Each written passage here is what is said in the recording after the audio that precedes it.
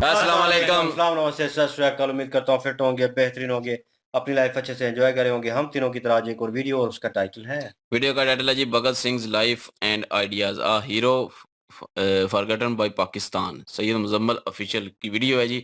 Original video का link भी description में मौजूद होगा। लाजमी इनको भी सपोर्ट करें, हमें भी सपोर्ट करें। मेरा नाम है राणा मोहम्मद अली, मेरे साथ हैं Mohammad Sameer Khokhar. Iqbal. So guys let's start. आज से तकरीबन 93 साल पहले 93 ईयर्स पहले की बात है। 16 मार्च 1931 की तारीख थी और लाहौर के गवर्नर हाउस में एक मीटिंग हो रही थी।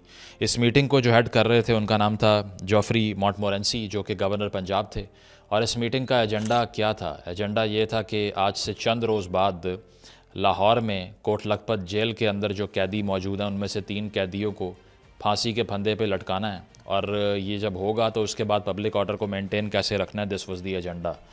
और वो 3 कैदी कौन थे? वो राजगुरु, सुखदेव और भगत सिंह थे, जो कि फ्रीडम फाइटर्स भी थे, जो आज तक सब कॉन्टिनेंट में वैसे तो सेलिब्रेट होने चाहिए, लेकिन अनफॉर्चुनेटली पाकिस्तान में लार्जली आवाम को इस बात का इल्म नहीं है कि जो कुर्बानियाँ उन लोगों ने दी उसके पीछे क्या फ़लसफ़ा था, क्या वजूहात थी और क्या सिग्निफ़िकेंस थी। हालांकि ये सब कुछ उस लाहौर में हो रहा है जो कि आज के पाकिस्तान का एक सबसे आम शहर है जहाँ करोड़ों लोग रहते हैं। लेकिन अगर आप भी इस पॉइंट के ऊपर बाहर निकल के किसी से ये 3 नाम पूछ लें तो शायद ही एक आधा बंदा आपको सरप्राइज़ दे दे उसका जवाब दे के, बाकियों को इल्म भी नहीं होगा कि ये लोग कौन हैं। पहले भी मैंने इस पर बात की थी। उसकी वजह यह है कि जब 47 के बाद हमने जबरी तौर पर अपनी तारीख़ को डी लिंक किया हिंदुस्तान की तारीख़ से, जो कि पहले हज़ारों साल से एक ख़ित्ते की तारीख़ थी, तो फिर उसके तमाम फ्रीडम फाइटर्स जो हैं उनको भी हमने इरेज़ कर दिया फोर्सफुली, और अपनी आइडियोलॉजी को उसकी जगह पे, अपने नज़रियात को उसकी जगह पे इंसर्ट कर दिया और इस तारीख़ी झूठ को फैलाना शुरू कर दिया कि दरअसल ये तमाम लोग जिन्होंने जानें दी थी इस सब कॉन्टिनेंट के लिए गोरे के ख़िलाफ़ लड़ते हुए, ये हमारे लिए नहीं कर रहे थे, ना ये कोई फ्रीडम स्ट्रगल थी और ना ये हीरोज़ थे, इसीलिए आज हमें इसका इल्म नहीं है। तो होता इस तरह से है कि जब इन तीनों अफराद को फांसी देने के लिए वैसे तो 24 मार्च की तारीख़ का तयन किया गया था, लेकिन चूँकि ख़बर फैल गई और इससे पहले हैरानकुन तौर पर 22 मार्च को एक तूफ़ान भी आया लाहौर में, तो उससे डील करने के लिए जो डिस्ट्रिक्ट जेल की मैनेजमेंट थी वो सोच रही थी कि किस तरह से इसको रात के अंधेरे में एग्जीक्यूट करें ताकि एक वायलेंस का ख़तरा ना पैदा हो और एजिटेशन ना हो, लोग सड़कों पे ना आएँ, एहतजाज ना हो। तो 23 मार्च की रात को तकरीबन 7 बजे के करीब ये फ़ैसला होता है कि इन तीनों कैदियों को सज़ाए मौत जो सुनाई गई थी उस पर अमल करना है और फांसी पे चढ़ाना है इनको। और जब बाहर लाया जाता है जेल खाने से निकाल के इनको मैदान की तरफ जहाँ पर फांसी घाट था, तो पहले तो चेहरे के ऊपर नकाब पहनने से ये तीनों इनकार कर देते हैं कि हमने नहीं पहनना, ताकि तासुरात जो हमारे चेहरे के ऊपर हैं या फिर जो हंसते हुए हम जा रहे हैं फांसी घाट की तरफ, ये लोगों को नज़र आएँ। और हमें किसी चीज़ की शर्मिंदगी नहीं है, इसलिए हमने चेहरा नहीं छुपाना। इनफैक्ट भगत सिंह ने तो अपना जो मास्क था जो उसको पकड़ाया था वो उठा के उसने जो मैजिस्ट्रेट था उसकी तरफ फेंक दिया और कहा कि ये मैं नहीं पहनूंगा। और जब इससे पहले ले जाने से पहले उससे पूछा गया कि तुम्हारी आखिरी विश क्या है, तो उसने ये कहा कि मेरी आखिरी विश ये है कि मैं एक किताब पढ़ रहा हूँ लेनिन के बारे में, रेमिनिसेंस ऑफ लेनिन, इसको मुझे मुकम्मल करने दें, इसके बाद मुझे फांसी दे दीजिएगा। इससे आपको अंदाज़ा होता है कि he was an unreal sort of a person, जिसके साथ जो होने जा रहा है उसको उसकी कोई भी ज़रा सी सीरियसनेस उसके चेहरे पे दिखाई नहीं देती, ना वो इस चीज़ का एहसास करता दिखाई दे रहा है कि उसकी ज़िंदगी ख़त्म हो रही है। उसकी वजह ये है कि वो इतना ज़्यादा मोटिवेटेड है अपनी कॉज के साथ, इतना कमिटेड है कि उसको ये नहीं पता कि मैंने ज़िंदा अगर मैं ना रहा तो ये जो ख़तरा है मेरी जान को, ये मुझ पर हावी हो जाए, जो हर आम इंसान के ऊपर हो जाता है। थोड़ी सी किसी को धमकी मिल जाए या ज़रा सा किसी को जान का ख़तरा आ जाए तो लोगों की रात की नींद उड़ जाती है।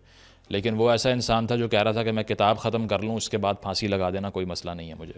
उसी सुबह जो आखिरी मुलाकात उसकी हुई थी सुबह 10 बजे, वो अपने लॉयर के साथ हुई जिसने ये मशवरा दिया कि अब भी आपके पास वक्त है, आप या तो माफ़ी मांग लीजिए या फिर माफ़ी की दरख्वास्त दे दें। उसने कहा आप घर जाइए, मुझे ये तमाम क्लीमेंसी की रिक्वेस्ट नहीं डालनी। और उसके बाद जब ले जाया गया उनको फांसी घाट की तरफ, तो नारे यही लग रहे थे कि डाउन विद ब्रिटिश इम्पीरियलिज़म, कि जो गोरे की इजारादारी और सालमियत और साम्राज्य है, हिंदुस्तान का रिसोर्सेज जो खा रहे हैं, जो उसको लूट रहे हैं, हम ये सब कुछ उसके ख़िलाफ़ कर रहे हैं। और हम 101% हमें यकीन है कि हमारी जो कुर्बानी है इसका नस्लों तक इसको याद रखा जाएगा। और ऐसे ही हुआ कि बिल्कुल बिला खौफ व ख़तर वो जाते हैं, उनको फांसी दी जाती है और उसके बाद एहतजाजों की एक लंबी तहरीक शुरू हो जाती है। तो आज हमने ये सोचा कि 23 मार्च की जो तारीख़ है, इसकी सिग्निफ़िकेंस पाकिस्तान के अवाम को बताई जाए। उसकी वजह यह है कि ये अनफॉर्चुनेट मुल्क वो है जहाँ पे शादमान चौक, जहाँ पर फांसी लगाई गई, जिसके करीब ये फांसी दी गई भगत सिंह को, आज वहाँ पर रहने वालों से भी अगर आप पूछ लें कि ये कौन था, नहीं पता उनको। आज तक उस सड़क का नाम हम भगत सिंह चौक नहीं रख सके, क्योंकि हम उस कुर्बानी को रिकग्नाइज़ नहीं करना चाहते, क्योंकि हमारी रियासत भी यही चाहती है कि हम किसी ऐसे हीरो को हीरो तस्लीम ना करें जिसका ताल्लुक़ असल में हमारे फेथ से नहीं था। हालांकि मैंने पिछली वीडियो में भी एक्सप्लेन किया था कि उसके जो आइडियाज़ थे वो किसी भी मज़हब की तरफ इंक्लिनेशन रखते ही नहीं थे। तो पहले ज़रा आपको बैकग्राउंड बताते हैं कि इस फांसी की वजह क्या बनी, भगत सिंह की ज़ाती तहरीक की वजह क्या बनी, उसके नज़रियात क्या थे, क्या वो सिर्फ़ एक वायलेंट इंसान था जिसने हथियार उठा लिया और बम फेंक दिए पार्लियामान में, या फिर वो इंटेलेक्चुअली मोटिवेटेड था, या फिर वो किताबों के ज़ोर पे, नज़रियात के ज़ोर पे अपनी जान देने के लिए निकला था। तो ये सब देखने के लिए आपको ये पढ़ना पड़ेगा कि आया रेवोल्यूशन की एक सुपरफिशियलिटी कोई लोग डिस्कस कर लेते हैं, लेकिन जो नज़रियात उभारते हैं आपके दिल के अंदर, आपके जो जज्बात को उभारते हैं कि आप एक इनकलाबी बने, वो कैसे डेवलप होते हैं और कैसे इतनी यंग एज में एक आदमी अपनी ज़िंदगी की परवाह किए बगैर नेशनल कॉज के लिए जान देने पे आमादा हो जाता है। तो इस पर बात करते हैं कि भगत सिंह का जर्नी कहाँ से शुरू हुआ।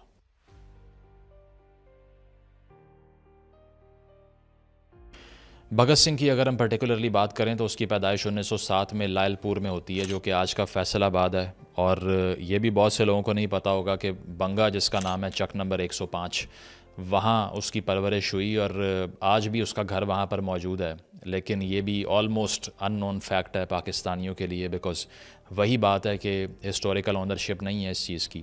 इसके बाद जिस तरह से हम देखते हैं कि उसकी फ़ैमिली के अंदर भी फ्रीडम स्ट्रगल को लेके काफ़ी एंथुसियाज़म पाया जाता था, लेकिन साथ साथ भगत सिंह के अंदर अपने काफ़ी अग्रेशन था ब्रिटिश गवर्नमेंट का, जो कंट्रोल था हिंदुस्तान पर, क्योंकि ये नेचुरल चीज़ थी जो उसके अंदर बाद में फर्निश हुई, लेकिन ये पहले से मौजूद था कि जब उसने तसल्लुत देखा बरतानवी राज का, तो उसने हमेशा उस पर तनकीद की। जो किताबें बरतानवी साम्राज्य की तरफ से लाई जाती थी हिंदुस्तान के अंदर, उसको भी जला दिया करता था Bhagat, basically just as a protest. इसके साथ साथ ये कि बहुत से ऐसे पॉलिटिकल इवेंट्स भी थे जिसने भगत सिंह की जो थिंकिंग थी, जो आइडियोलॉजी थी, उसको शेप किया, गहरा असर डाला। क्योंकि कुछ नौजवान तो आपको पता है जिस तरह आजकल सोशल मीडिया के दौर के अंदर बहुत ज़्यादा डिस्ट्रैक्टेड और एपॉलिटिकल होते हैं, लेकिन भगत सिंह उनमें से बिल्कुल नहीं था। उसकी वजह यह है कि उस दौर के अंदर भी वो इंतहाई सेंसिटाइज था पॉलिटिकल अफेयर्स के बारे में, और इसके साथ साथ जो जो सियासी इवेंट्स हुआ करते थे हिंदुस्तान में, उसका एक गहरा इम्पैक्ट था भगत सिंह के दिमाग और उसकी सोच के ऊपर। और इसमें से जो पहला इवेंट था वो जलियांवाला बाग का जो मैसेकर था 1919 का, जिसको आज तक याद रखा जाता है, जिसमें एक एहतजाज के बाद फायर खोलने का हुक्म दिया गया। और बहुत से एस्टिमेट्स एग्जिस्ट करते हैं, लेकिन बताया यह जाता है कि 400 से 1500 के दरमियान लोगों को मार दिया गया था। अब इसका ऑफिशियल काउंट तो कोई एग्जिस्ट नहीं करता, लेकिन अगर हम इस पे एवरेज भी हम देखें तो तकरीबन 1000 लोगों की डेथ हुई थी जलियांवाला मैसेकर के अंदर, जिसने खासा जो है वो गुस्सा और एक प्रोटेस्ट के जज्बात क्रिएट किए भगत सिंह के अंदर। इसके साथ साथ ये कि जो अकाली प्रोटेस्टर्स के अगेंस्ट ननकाना साहब के अंदर एक क्रैकडाउन हुआ था 1921 में, उसमें भी खासा नुकसान हुआ।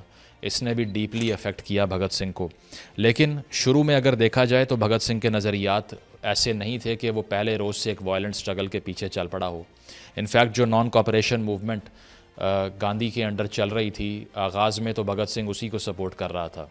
उसकी वजह यह है कि वो दरअसल जो उसका एंड था वो यही था कि जो बरतानवी साम्राज्य है वो हिंदुस्तान से ख़त्म हो और ये वापस जाएं अपने मुल्क में, और यहाँ पर एक होमलैंड की जो अपनी पॉलिटिकल हायरार्की है वो क्रिएट हो, और फिर बाकी सोशलिस्ट आइडियल्स उसके क्रिएट हुए। लेकिन सबसे पहले जिस चीज़ को उसने सपोर्ट किया वो नॉन कॉपरेशन मूवमेंट थी। लेकिन जिस तरह से आपको मालूम है कि चौरी चौरा इंसिडेंट होता है 1922 में, और ये जो इंसिडेंट था इसमें तकरीबन 23 से 24 पुलिस वालों की जान जाती है और 3 से 4 प्रोटेस्टर्स जो है वो इसमें हलाक होते हैं। और वो इसीलिए कि पहले एहतजाज होता है, पुलिस फायर खोलने का हुक्म देती है और रिस्पांस में उस चौकी को ही जला देते हैं जाके प्रोटेस्टर्स। तो गांधी साहब ये इस चीज़ को एक्नॉलेज करते हैं कि पहले मैंने नॉन वायलेंस की जो फ़िलासफ़ी है वो आवाम को सिखानी है, इसके बाद मुझे लोगों को एहतजाज करने का हुक्म देना चाहिए। अदरवाइज़ अगर इसी तरह हर जगह कन्फ्रंटेशन होना शुरू हो गई तो ब्रिटिश गवर्नमेंट के पास एक जवाज़ आ जाएगा कि जो भी फ्रीडम स्ट्रगल हो रही है वो दरअसल एक वायलेंट और एक आर्म्ड स्ट्रगल है अगेंस्ट द ब्रिटिश एम्पायर। इसीलिए आप अगर आगे से फायर भी खोल देंगे तो वो जस्टिफाइड है बिकॉज इट्स अ वॉर। तो ये देखते हुए जब गांधी ने नॉन कॉपरेशन मूवमेंट पर यू टर्न लिया और उन्होंने उसको जो है वो अबॉलिश कर दिया, तो इसके बाद भगत सिंह ने भी ये सोच लिया कि अब मैंने इस मूवमेंट का हिस्सा नहीं बनना। और साथ साथ एक और जो पॉलिटिकल इवेंट था जिसने बहुत डीपली इम्पैक्ट किया भगत सिंह को, वो कुछ फ्रीडम फाइटर्स की हैंगिंग थी और उनकी एग्जीक्यूशन थी। क्योंकि जो ककोड़ी का इंसिडेंट था, इसके बारे में अगर आप पढ़ें तो 1925 में 9 अगस्त को एक ट्रेन लूटी जाती है HRA की तरफ से। अब HRA क्या था? ये हिंदुस्तान रिपब्लिकन एसोसिएशन थी। This was basically an organization of these revolutionaries जो कि ये चाह रहे थे कि ब्रिटिश गवर्नमेंट जो है वो यहाँ से चली जाए, और उसके लिए उन्होंने आर्म्ड स्ट्रगल भी करने का इरादा किया और बहुत से एक्शन ऐसे किए जिसने एजिटेशन क्रिएट की ब्रिटिश गवर्नमेंट के लिए। तो ये ट्रेन जब लूटी जाती है तो HRA, जिसको राम प्रसाद बिस्मिल और सचिंद्रा नाथ सन्याल लीड कर रहे थे, इनके ख़िलाफ़ मुकदमात बनते हैं और चंद्रशेखर आज़ाद भी इन मुकदमात का निशाना बनते हैं। तो इसके बाद में बिस्मिल को अरेस्ट किया जाता है 1925 अक्टूबर में, अशफाकुल्ला ख़ान को भी अरेस्ट किया जाता है 1926 में, और आज़ाद जो थे वो फ़िल वक्त उससे बच गए। लेकिन बाकियों को हमने देखा कि ये जो 4 लोग थे, जिसमें राम प्रसाद बिस्मिल हैं, अशफाकुल्ला ख़ान हैं और ठाकुर रोशन सिंह हैं, इसके अलावा नजेंद्र नाथ लाहिरी के नाम से एक और इंडिविजुअल थे इसमें, इन चारों को फांसी की सज़ा सुनाई जाती है और एग्जीक्यूट कर दिया जाता है।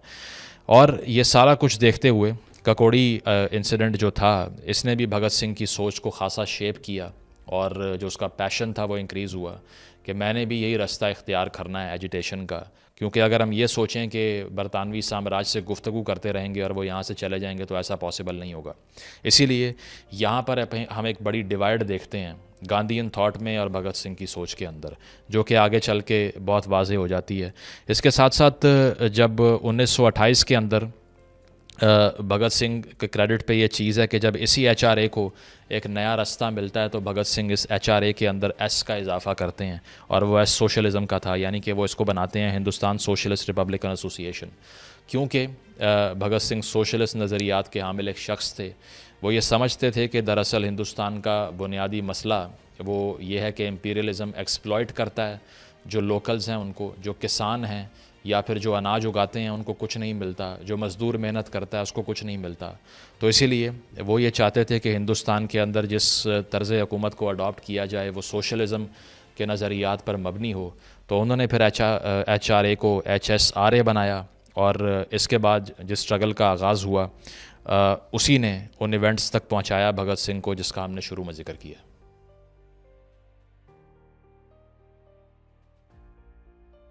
तो 1926 के अंदर भगत सिंह नौजवान भारत सभा की बुनियाद रखते हैं और इसके बाद में 1928 में, जैसे हमने पहले बताया, कि HSRA वो बनाते हैं। तो लाला लाजपत राय के नाम से जो एक लीडर थे, सारा एंटी इम्पीरियलिस्ट स्ट्रगल जो था जिनके अंडर चल रही थी, उनके ऊपर एक लाठी चार्ज होता है 1928 के अंदर। और उस लाठी चार्ज में जो इंजरीज़ उनको आती हैं, उस इंजरीज़ के नतीजे में ही सकम्स टू हिज डेथ। और जिस ऑफिसर के हुक्म के ऊपर ये इंजरीज़ हुई थी उसका नाम जेम्स स्कॉट था, जो कि सुपरिटेंडेंट ऑफ द पुलिस था। तो भगत सिंह और उसके साथी ये फ़ैसला करते हैं कि हमने मज़ीद अब जुल्म जो है वो चुप करके नहीं देखना और ना हमने आगे से सिर्फ नॉन वायलेंस दिखानी है जब हम पर वायलेंस किया जा रहा है। तो लाला लाजपत राय की जो किलिंग थी उसको अवेंज करने का वो फ़ैसला करते हैं, बदला लेने का फ़ैसला करते हैं। लेकिन अनफॉर्चुनेटली मिस्टेकन आइडेंटिटी के बुनियाद के ऊपर जिस ऑफिसर को जाकर वो असैसिनेट करते हैं उसका नाम JP सॉन्डर्स था, हालांकि वो करना किसको चाह रहे थे? जेम्स स्कॉट को। इस सारी सूरत हाल के ऊपर इसको लाहौर कंस्पिरेसी केस भी कहा जाता है, आप पढ़ सकते हैं इस बारे में। और इसके बाद में भगत सिंह और उसके दीगर साथी जो हैं वो लाहौर से फ़रार हो जाते हैं और अपना हुलिया भी बदल लेते हैं ताकि उनका अरेस्ट ना हो सके फिलफौर। फिर हम ये देखते हैं कि भगत सिंह सिर्फ वहाँ से भागता नहीं है बल्कि दोबारा रीअपीयर होता है, और वो रीअपीयर होता है 8 अप्रैल 1929 को। और ये जो साइट है वो सेंट्रल असम्बली की है जिस पे बॉम्बिंग का केस बनता है। वो इसीलिए कि भगत सिंह और उनके एक साथी जिनका नाम बटुकेश्वर दत्त था, वो बॉम्ब फेंकते हैं सेंट्रल असम्बली में दिल्ली के अंदर। और विज़िटर्स गैलरी की तरफ से वो ये बम फेंकते हैं और डेलिबरेटली वो एक ऐसी जगह पे ये बम गिराते हैं जहाँ पर कोई रश या हजूम नहीं होता मेंबर्स का, क्योंकि वो सिर्फ़ एक सिग्निफाई करने के लिए ये बताना चाह रहे थे, जिसको उनके अल्फाज में उन्होंने ये कहा कि we wanted to make the deaf here, यानी कि जिनको आवाज़ नहीं आती, जो बहरे हो चुके हैं, हम उनको इस बम की गूंज सुनाना चाहते हैं, इसीलिए हमने ये फ़ैसला किया था। तो ये जो होता है, इसके बाद वहाँ पर वो नारेबाजी करते हैं और वो ये कहते हैं कि down with imperialist endeavours of the British empire, साथ साथ वो इनकलाब जिंदाबाद के नारे लगाते हैं और वहीं पे उनको अरेस्ट कर लिया जाता है, क्योंकि उनका मकसद ये नहीं था कि वो ये कार्रवाई करके भाग जाते या किसी को मारते, बल्कि मकसद ये था कि हिंदुस्तान के तमाम शहरियों को एक पैगाम पहुंचाया जाए कि ये जो रबर स्टैम्प नाम की असम्बलीज़ बनाई हुई हैं, इनको वो तस्लीम नहीं करते, यहाँ जो कानून साजी होती है वो हिंदुस्तानियों के लिए नहीं होती। और ये जो सारा साम्राज्य का निज़ाम है जिसमें ब्यूरोक्रेट्स भी आ रहे थे, ICS यानी कि इंडियन सिविल सर्विस, जिसके बारे में कहा जाता है एनेक्डोटली, और उसे कहा यह जाता है कि it was neither Indian nor civil and neither a service. तो इसी तरह भगत सिंह ने ये स्टेटमेंट जो है वो फॉर्म की, ये बम गिरा के वहाँ पे, और अरेस्ट होते हैं वो उसके बाद में, क्योंकि वो फॉलो कर रहे थे एक एनार्किस्ट आइडियोलॉजी को भी। और बताया यह जाता है कि फ़्रांस के अंदर जो ऑगस्ट वेलियंट के नाम से एक फ़्रेंच एनार्किस्ट थे, उन्होंने भी यही तरीक़ाकार इख्तियार किया था पेरिस में, और इसको भगत सिंह ने हिंदुस्तान में रेप्लिकेट किया। तो ये ट्रायल इसके बाद में शुरू होता है, और ये ट्रायल भगत सिंह और उनके दोस्त दत्त के अगेंस्ट होता है, और JP सॉन्डर्स की जो किलिंग थी उसका चार्ज भी भगत सिंह पे लगता है। और इसके बाद वो मामलात वहाँ उस नहज पर पहुँचते हैं जिसका हमने शुरू में ज़िक्र किया, जो कि भगत सिंह की हैंगिंग में रिज़ल्ट करते हैं।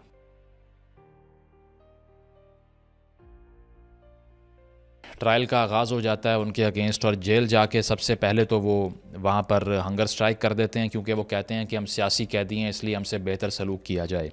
इसके बाद में हम ये देखते हैं कि जवाहरलाल नेहरू भी भगत सिंह से मिलने के लिए आते हैं और ख़ासा डिस्ट्रेस का इजहार करते हैं वो इन कैदियों की सूरत हाल देख के, क्योंकि हिस्टोरिकल रिकॉर्ड्स ये बताते हैं कि कई दिनों तक भगत सिंह और उनके साथियों की तरफ से भूख हड़ताल की जाती है। हालांकि ज़बरदस्ती उनको खाना खिलाने की कोशिश की जाती है ब्रिटिश अफसरान की तरफ से, लेकिन वो इसको रिजेक्ट करते हैं। 116 दिन तक इस भूख हड़ताल का आगाज़ जो है जो होता है, 116 दिन तक वो जारी रहता है। और साथ साथ ये कि कांग्रेस लीडर्स भी आकर मिल रहे होते हैं, रिक्वेस्ट करते हैं कि इसको बंद कर दें, लेकिन वो नहीं करते।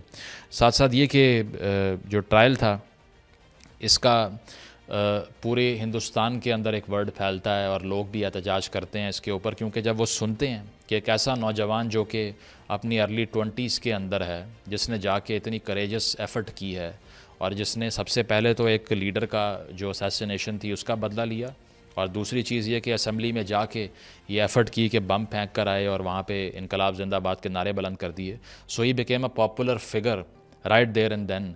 जब वो जेल में उसके ट्रायल का आगाज़ हो रहा था तो एजिटेशन पूरे मुल्क के अंदर बढ़ती जा रही थी, which was a cause of concern for the British government as well. साथ साथ ये कि उसके बाद ये फ़ैसला होता है कि अगर ये लोग ज़िंदा रहते हैं तो शायद सूरत हाल कंट्रोल से बाहर निकल जाए, इसीलिए रात के अंधेरे में इनको फांसी पे चढ़ा दिया जाए।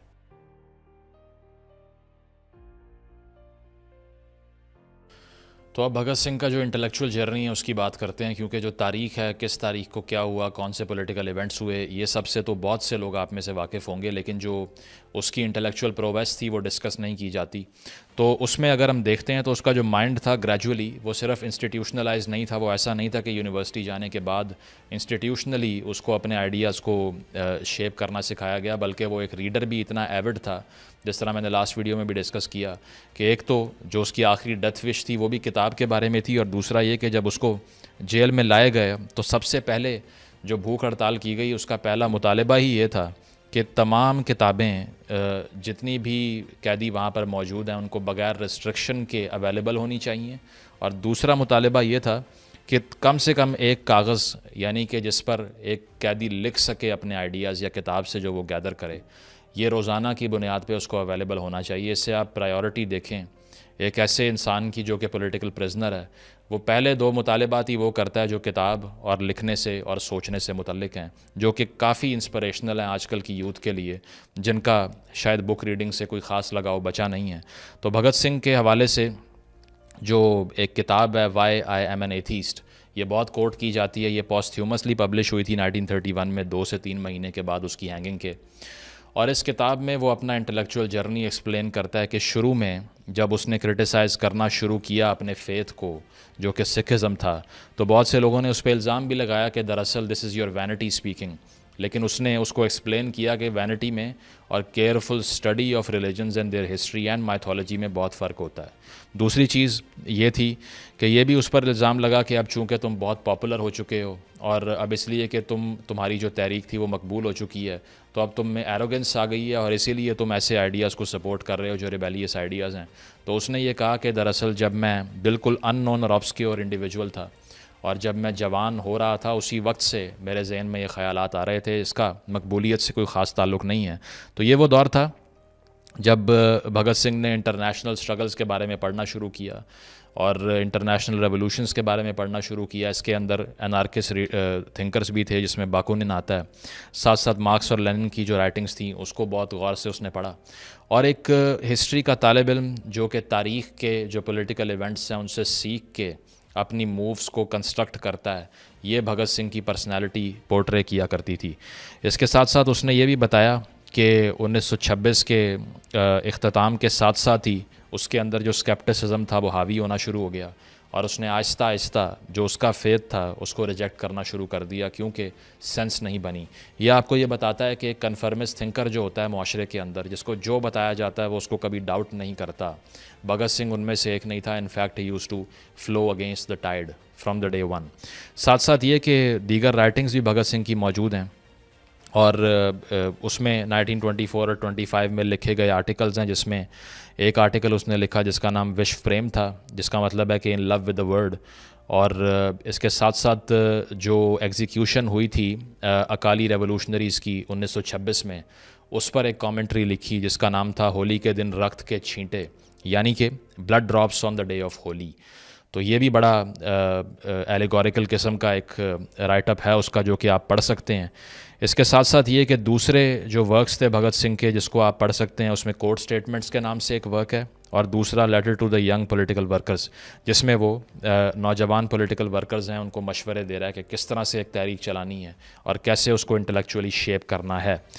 इसके साथ साथ भगत सिंह के जो दीगर नज़रियात थे जो कि HSRA में रहते हुए उसने लिखे भी और लोगों को पढ़ाए भी, उसमें एक क्रिटिक है और ये क्रिटिक है साधु वसवाणी का, जो कि उस वक्त के एक पोइट थे और एक स्पिरिचुअल ओपिनियन लीडर थे। तो उनको भगत सिंह क्रिटिसाइज़ करता है, जिसमें एक बहुत ही इंस्पिरेशनल चीज़ आपको ये दिखाई देती है कि वो तमाम ऐसी सोचें जो कि रिवाइवलिस्ट किस्म की थी, जो कि हिस्टोरिकल ट्रेजेक्टरी को रिवर्स करने की सोच थी, जो ये सोच थी कि हमने माजी में ज़िंदा होना है। अभी आज के पाकिस्तान के अंदर भी यही मसला है कि हम सिर्फ़ और सिर्फ उन लोगों की बात सुन रहे हैं जो हमें माजी में ले जाना चाहते हैं, जबकि फ्यूचरिस्टिक बात करने वाले हैं ही नहीं। क्योंकि एक पॉपुलिस्ट का अंदाज़ हो या फिर एक ऐसे इंसान का जो कि सिर्फ आवाम को लुभाने के लिए ये बातें करता है, वो सिर्फ ये बताता है कि पहले आपकी एक ग्लोरियस तारीख़ थी और मैंने आपको माजी का सफ़र करवाना है। जबकि एक प्रोग्रेसिव थिंकर का काम ये होता है कि वो फ्यूचर की बात करे और टाइम्स में अपनी कौम को और अपने सुनने वालों को आगे लेकर जाए। तो भगत सिंह उनमें से एक था जो प्रोग्रेसिव बात कर रहे थे।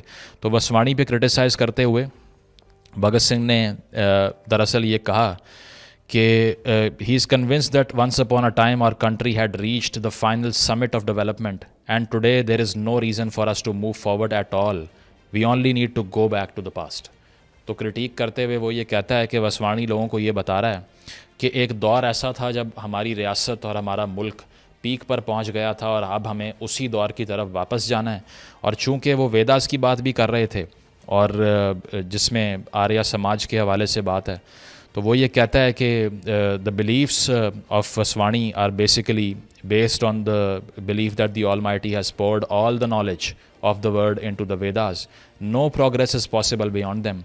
Therefore, the world has not and cannot achieve anything greater than the wonders or very on India had achieved in the ancient past. तो भगत सिंह ने इस सोच पर तनकीद की कि हमें एंशियंट दुनिया में वापस नहीं जाना, और उसने ये कहा कि हमारा जो सलूशन है मसाइल का वो फ्यूचर के अंदर है, माजी के अंदर नहीं है। दूसरी चीज़ उसने ये कही कि रोमांटिक पोइट्री ये जनाब लिखते हैं लेकिन ये सिर्फ़ और सिर्फ एक इमोशनली अपील करते हैं आवाम को। तो आपको एक रैशनलिस्ट दिखाई देता है भगत सिंह के अंदर, जो कि रीज़न की और लॉजिक की बात करना चाहता है, जो सिर्फ़ और सिर्फ खाली जज्बात से भरा हुआ नहीं है। बहुत से लोग ये समझते हैं ना कि वो गुस्से में आके उसने एक रिबेलियन क्रिएट कर दिया, लेकिन उसकी बेसिस भी रैशनैलिटी ही थी। उसकी वजह यह है कि वो इस तरह के शायरों को और उनकी शायरी को तनकीद का निशाना बना रहा है, जो सिर्फ जज्बाती किस्म की शायरी सुना के लोगों का दिल लुभा रहे थे। तो ये आपको दिखाई देता है कि एक उसके अंदर जो रेवोल्यूशनरी स्पिरिट थी, it was driven by the force of share reason and logic. साथ साथ ये कि एक और कमेंट्री उसको जो है वो जो बड़ी अट्रैक्टिव है उसकी, वो नेहरू और सुभाष चंद्र बोस के बारे में है, जिसके अंदर वो क्रिटिसाइज़ करता है बोस को। और वो इसीलिए कि यहाँ पर भी उसका क्रिटिसिज्म यही है कि सुभाष चंद्र बोस जो बात कर रहा है वो बेसिकली वसवाणी की तरह है, और वो बात यही है कि वो सिर्फ़ और सिर्फ रोमांटिक इमोशनलिज्म है। यानी कि वो ये बता रहा है कि एक दौर था जब ताजमहल चमका करता था और हिंदुस्तान का ताज था, और आज वो काबिज़ हो चुके हैं उसके ऊपर दूसरे लोग। तो इस पर भी भगत सिंह यही कह रहा है कि ये सिर्फ़ और सिर्फ उसने एनेक्डोटली ये लिखा भी हुआ है कि he is a very emotional Bengali. तो सुभाष चंद्र बोस पे भी क्रिटिक इस बुनियाद पर उसने किया, और उसने ये कहा कि ये दरअसल डिसओरिएंटेड इमोशंस हैं। यानी कि बोस की जो राइटिंग्स थी या फिर उसकी स्पीचेस थी, उसको इस बुनियाद पे तनकीद का निशाना बनाया कि ये इमोशनलिज्म है और हमें ये नहीं चाहिए। और इसके साथ साथ तारीफ़ की जवाहरलाल नेहरू की, और उसकी वजह यह है कि नेहरू का जो एड्रेस था उसको बहुत प्रेज़ किया। वो इसीलिए कि इस एड्रेस के अंदर नेहरू ने यह कहा था कि every youth must rebel not only in the political sphere but in the social, economic and religious spheres also. I have not much use for any man who comes and tells me that such and such thing is said in the holy text. Everything unreasonable must be discarded, even if they find authority for it in the Vedas and the holy book of the Muslims.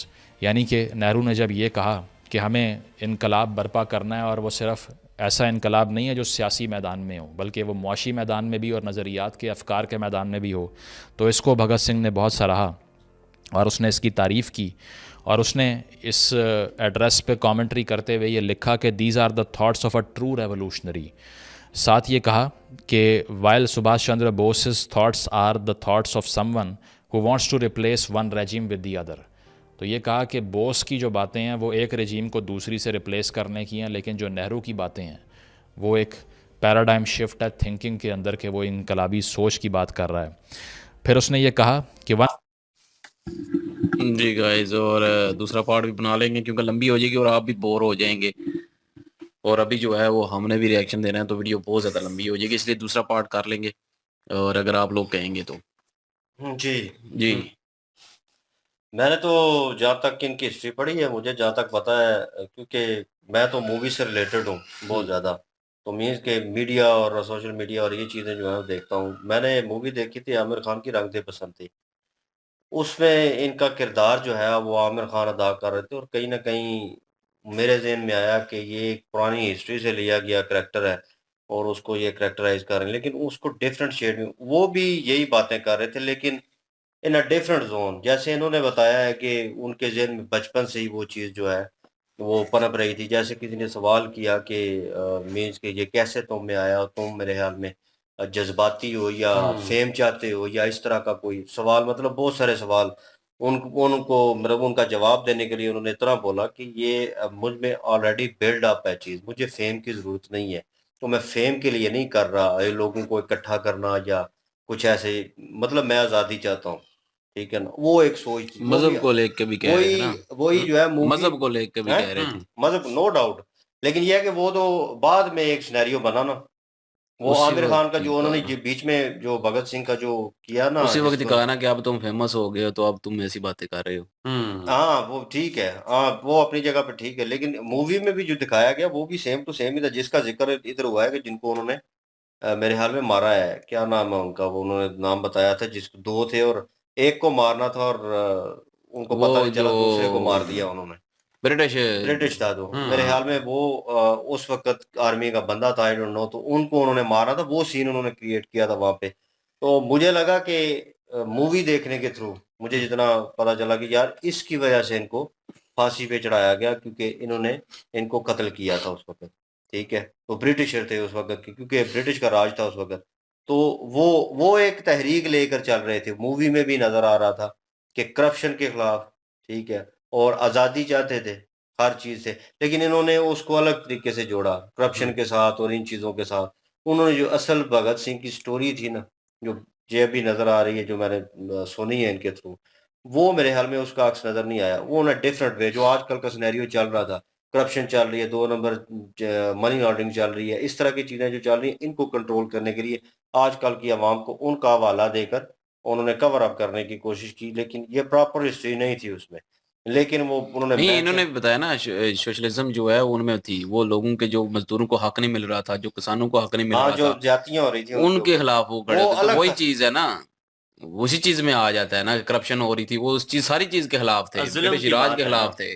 जुल्म और लेकिन तो ज्यादती आजकल की यही उन्होंने बात भी है। बोला है। लेकिन आजकल की लेकिन वो डिफरेंट सिनेरियो हो जाता है ना, वो उस बताने वक़्त में और भी सुनने में। ब्रिटिश जो थे वो भी तो जो है वो जुल्म भी कर रहे थे और करप्शन भी तो कर रहे थे ना बीच में।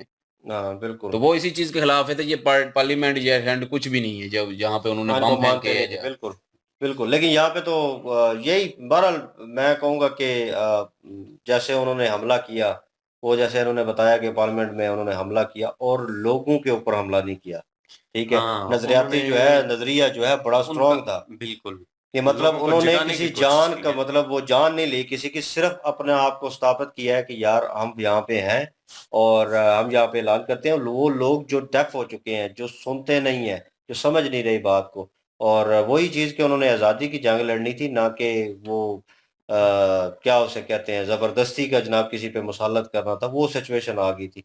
तो मेरे ख्याल में जहाँ पे उन्होंने बीच में उनका जिक्र किया, ये लास्ट में क्या नाम है उनका, नेहरू जी और दूसरे कौन थे? नहीं, सुभाष चंद्र नहीं, बोस। वो तो उनका ना, उनकी बात की है, वो बोस की दोनों हो। दोनों का जिक्र किया। नजरिए की वहां पे उन्होंने नेहरू जी को सपोर्ट इसलिए किया क्योंकि इनकलाब को मतलब वो रिप्रेजेंट कर रहे थे। जो उनका नजरिया था, जो वो मोटिव लेके चल रहे थे भगत सिंह, उसको वो सपोर्ट कर रहे थे।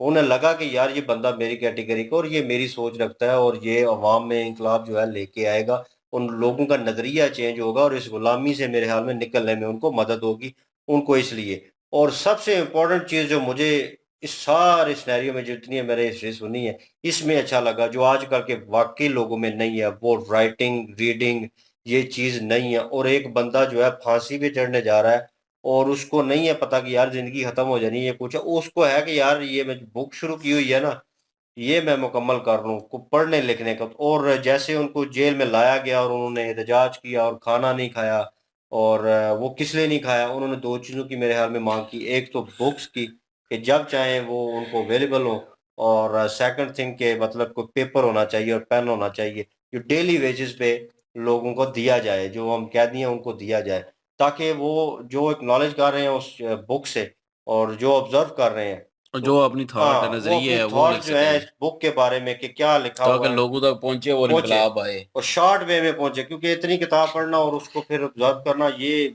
अभी पता चलता है क्योंकि इतनी बड़ी बुकें हैं वो। और उनको पढ़ के क्या एट द एंड को पूछे कि मैसेज इसमें क्या था या क्या अखज़ किया है, तो कुछ लोगों को नहीं पता चलता। लेकिन कुछ लोग रीड करते हैं तो बड़ी डीपली रीड होती है, तो वो उसका वो लिखते हैं कि इसमें क्या था और क्या मौजू था, इसके पीछे मैसेज क्या था। तो वो चीज़ इन शॉर्ट जो है कोटिंग में आपको मिल जाती है। तो आप कोटिंग में मिलती है तो आप कहते हैं कि अच्छा इसमें ये मैसेज था, तो आप बुक पूरी पढ़ते हैं। तो कहीं न कहीं वो आज़ादी वाला जो मेरे ख़्याल में मैं कहूँगा कि वो वर्ड तो यूज़ नहीं करना चाहिए। ख़ैर वो इनमें जज़्बा मौजूद था, नो डाउट। तो इसीलिए, लेकिन ये है कि मुझे नहीं पता था कि पाकिस्तान में वो जो है वो चौक बनी हुई है, बिल्कुल। वो जो राउंड बोर्ड बना हुआ है। तो और ये भी नहीं पता था कि वो उनका घर भी है। हाँ, वो घर का भी नहीं पता था। और यकीन माने वे ऐसी चीजें अगर देखता हूँ ना कहीं मैं, तो मैं तो आजकल के ये तो चले हिस्ट्री वो बहुत पीछे हो गई ना। जो कुछ साल पहले को 20 साल 40 साल या 50 साल पहले गुजरे होंगे, ठीक है, लोग उनकी हिस्ट्री लोग ना पढ़ना चाहते हैं ना सुनना चाहते हैं, क्योंकि लोगों के पास वो कहते हैं भाई टाइम ही नहीं है हमारे पास। बोर हो हमारे पास जाते हैं। मतलब अपनी जिंदगी के लिए टाइम नहीं है, तो मतलब वो हिस्ट्री को जान के हमने क्या लेना है, क्या मतलब मकसद क्या है। तो कहीं न कहीं मैं अगर उस सोच को सपोर्ट करता हूँ, कहीं न कहीं वो ना होने वाली को, तो इसलिए करता हूँ कि लोगों के पास लाइव जो है ना, अभी वो सर्कल जो है ना, वो बड़ा शॉर्ट वे चल रहा है, हर चीज़ शॉर्ट वे में हो रही है। सोशल मीडिया के थ्रू पढ़ सकते हैं तो लोग पढ़ते हैं, लेकिन बुक्स जो है, जैसे उन्होंने कहा कि जूते दुकानों में बिक रहे हैं और जो किताबें हैं वो सड़कों पे नीचे पड़ी हुई हैं। तो ये डिफरेंस है। तो लोग कैसे पढ़ेंगे और कैसे उस चीज़ को रीड करेंगे और ऑब्जर्व करेंगे और वो आइडलाइज करेंगे, उनके ऊपर मेरे ख्याल में वैसा जो है प्रेशर भी नहीं है। अभी पाकिस्तान के लोगों के ऊपर है, हम बोले, हम तीनों बोले कि हम लोगों के ऊपर वो प्रेशर है, वो तानाशाही, वो चीज़ जो है। लेकिन हम जब देखते हैं कि हम सिस्टम, ऐसे सिस्टम का हिस्सा है कि बाहर निकलेंगे ना तो गए, मीन्स कि हमारे पीछे फैमिली है, सब कुछ है, और हम देखते हैं कि हम अच्छा मुस्तकबिल क्रिएट करें, हमारे पास ऑप्शन है। वो ऑप्शन क्या है? मतलब फॉरेन जो है, कंट्रीज जो है, वहां पे चले जाना। तो वो एक ऑप्शन हम देखते हैं। लेकिन कहीं ना कहीं अगर लड़ने की बात आए या सिस्टम से लड़ने की बात आए, भाई 1% भी नहीं लड़ सकते, वो चीज ही नहीं है। वो दो चार बंदों को आप इकट्ठा करोगे, नहीं होगे। एक कहेगा भाई मेरे बच्चे हैं, दूसरा कहेगा भाई मेरे फैमिली की पूरी जिम्मेदारी मेरे ऊपर है, तीसरा कुछ बोलेगा। ठीक है ना? तो सोच जो है ना वो मिलाना, और जैसे उन्होंने तहरीक चलाई है, वो उस दौर में मैं मानता हूँ वो चल सकती थी। ठीक है ना? लेकिन अब के दौर में सिनेरियो जो है वो चेंज है, और अभी कोई ऐसी हरकत करेगा तो मेरे ख्याल में वो गया। जी। जी। जी, बिल्कुल जी, इनकी अगर बात की जाए तो वाक़ई ये हमारी बदकिस्मती है कि यहाँ पे ऐसे लोगों के बारे में नहीं पढ़ाया जाता और इनको हीरो नहीं माना जाता, तो ये तो सरासर ज़्यादती है। जिन लोगों ने भी आज़ादी की तहरीक ब्रिटिश राज के खिलाफ चलाई है, उनके नाम होने चाहिए, हमारी बुक्स में उनकी हिस्ट्री होनी चाहिए ताकि पता तो चले कि हमारे कौन-कौन हीरो हुए हैं। धर्म को एक साइड पे रख के, तो जो भी जिसने भी जितनी तहरीक जुल्म के खिलाफ चलाई है उसका नाम होना चाहिए हिस्ट्री में, ताकि लोगों को अवेयरनेस हो, लोगों को पता चले कि भाई उस दौर में किन किन लोगों ने और क्या क्या कुर्बानियां दी हैं, उन्होंने कितनी कुर्बानियां दी हैं, लेकिन आज उनका जिक्र ही नहीं है। बस चंद गिनी चुनी बुक्स में जो उनका नाम है वो ही रह गए। और इस तरह के जो काबिल लोग होते हैं वो मौत से नहीं डरते, क्योंकि अगर वो चाहते तो जिस तरह वकील ने उनको छूट दी है कि आप माफ़ी माँग लें या आप ये कह लें कि मैंने ये क्राइम नहीं किया तो मैं आपकी जान बचा सकता हूँ, तो उन्होंने अपने वकील को घर भेज दिया और अपने नज़रिए पे डटे रहे। अपने नज़रिए से मौत को लेकर नहीं हटे। ये होती है मर्दानगी और ये असल हीरो होते हैं जो कि मौत को भी अपनी जो है ना एक आम सी चीज़ लेते हैं। मौत की आँखों में आँखें डाल के जो अपना मौक़िफ़ होता है उससे पीछे नहीं हटते। उसके ऊपर कायम रहते हैं और उसको आगे लेके चलते हैं। ज़ुल्म के खिलाफ उन्होंने तहरीक लड़ी है और जितनी उनकी कैपेसिटी थी उससे ज़्यादा उन्होंने लोगों के लिए किया है। क्योंकि वो देखते थे जब सिस्टम में कि लोगों के साथ आए रोज़ ज़ुल्म और ज़्यादती हो रही है, तो उनसे बर्दाश्त नहीं होता था कि ये ब्रिटिश लोग जो हैं ये हम पे ज़ुल्म और ज़्यादतियाँ क्यों करती हैं। और छोटी-छोटी बातों पे लोगों को मारना और जेलों में बंद कर देना। जब उन्होंने इन चीज़ों को देखा तो उन्होंने कहा कि अब हम बोल-बोल के तो थक गए हैं, क्योंकि बोलने का तो फ़ायदा ही कोई नहीं है। ब्रिटिश राज को हम कहेंगे कि कानून के ऊपर जो है कानून की खिलाफ वर्ज़ी है, तो लाएअमल कुछ नहीं होगा क्योंकि राज ही उनका है। तो इससे बेहतर है कि हम बोलने-चालने के बजाय हम अपनी एक तहरीक चलाएँ जिसमें ज़ुल्म के खिलाफ जितना भी हो सकता है उसमें पार्टिसिपेट करें और लोगों को साथ मिला के तो इनके खिलाफ बगावत करनी चाहिए, ब्रिटिश राज के खिलाफ। फिर उन्होंने ब्रिटिश राज के खिलाफ बगावत की है और उसका बेशक उन्हें मौत का फल मिला है। लेकिन ये है कि आज उनका नाम भी तो बहुत बड़ा है ना। आज भगत सिंह का इतना बड़ा नाम है कि हिस्ट्रियों में नाम आता है कि अगर कहीं पे ज़िक्र होता है तो भगत सिंह जो थे कि उन्होंने ज़ुल्म के खिलाफ जो तहरीक लड़ी उसमें उन्होंने अपनी जान दी। ये उनके लिए बाइसे फ़ख्र है।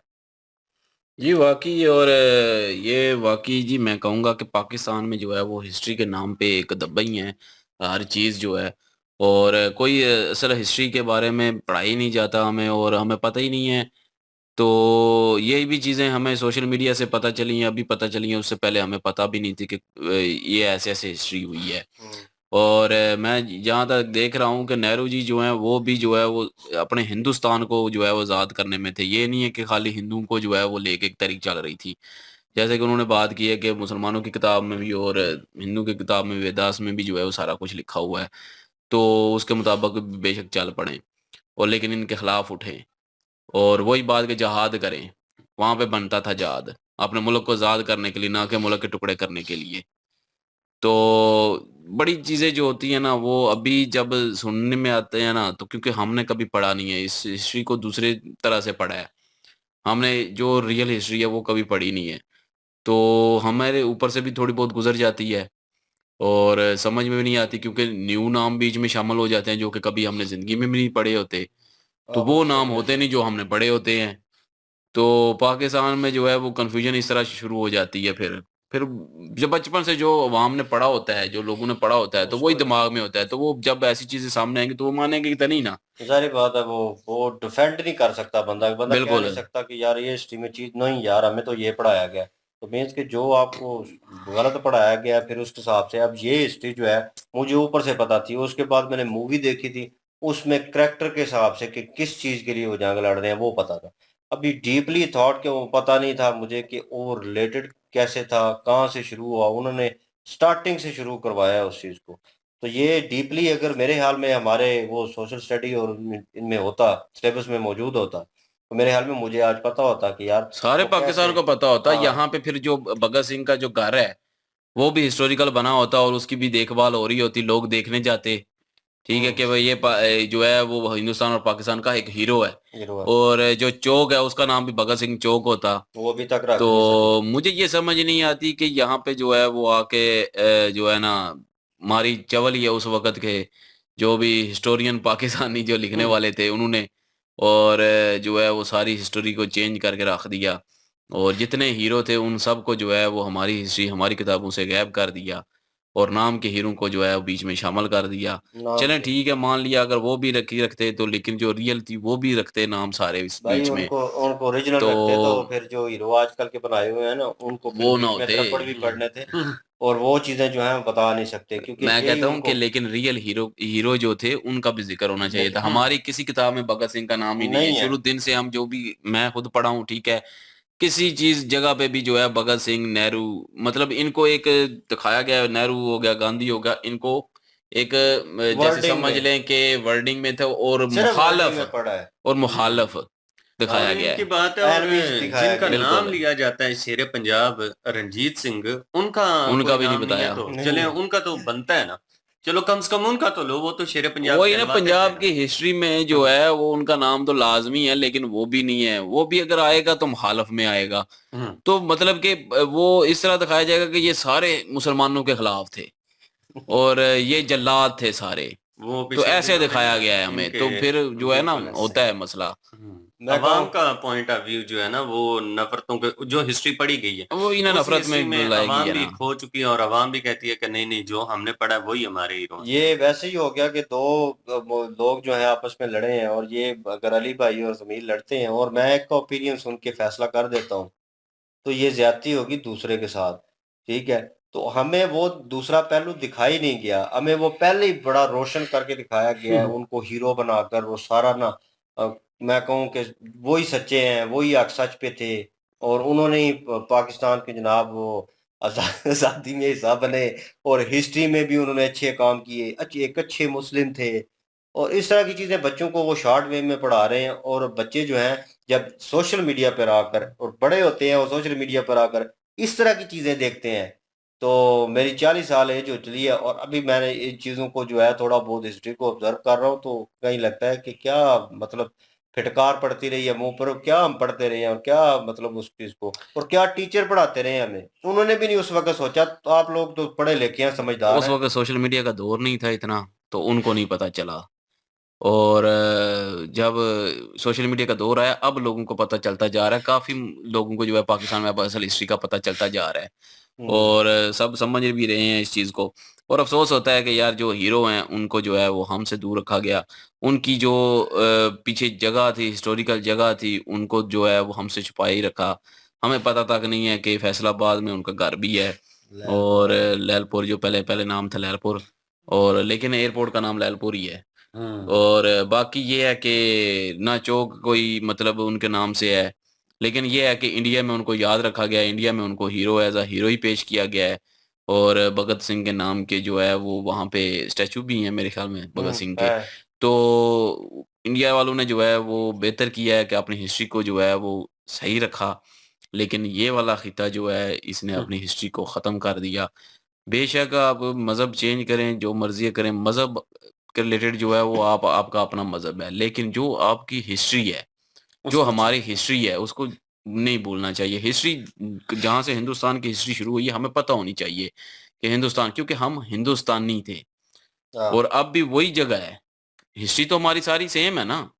बाद में चले मज़हब अलग हुआ, जो भी हुआ वो एक अलग चीज़ है। तो मज़हब चेंज होने से जो है वो जो कह लें कि हिस्ट्री तो चेंज नहीं ना हो जाती। तो मज़हब तो आपका फ़ेथ है, आपका ईमान है, जो मर्ज़ी आप रखें वो एक अलग चीज़ है। लेकिन जो हमारी जड़ें हैं, जो हमारे रूट्स हैं, उनको पता होना चाहिए ना कि हम कौन थे, हमारे हिंदुस्तान की तारीख़ क्या है। और लेकिन अफ़सोस के साथ पता नहीं है, मुझे भी नहीं पता, सीधी बात है इतना। और ये सोशल मीडिया से जो थोड़ा बहुत पता चलता है, वही पता चलता है।